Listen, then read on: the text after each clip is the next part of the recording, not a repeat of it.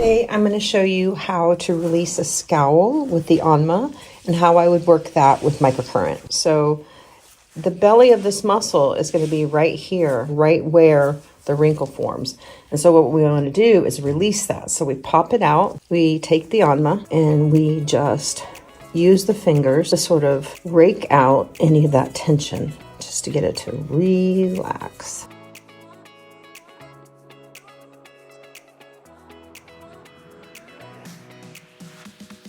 Now I'm going to do both diagonals, up and down. And then you can also do a little manual manipulation where you sort of stretch the area out and make sure that it's released.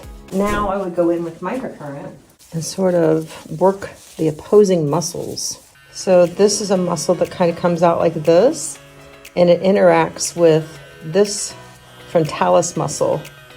And so we strengthen that, the frontalis muscle with the forehead muscle, and it's going to lay flatter.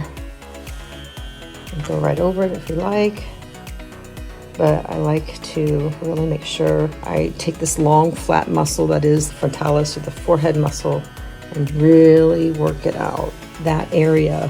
And that's it. That's how you would work the furrow, how you would release it and work it with microcurrent.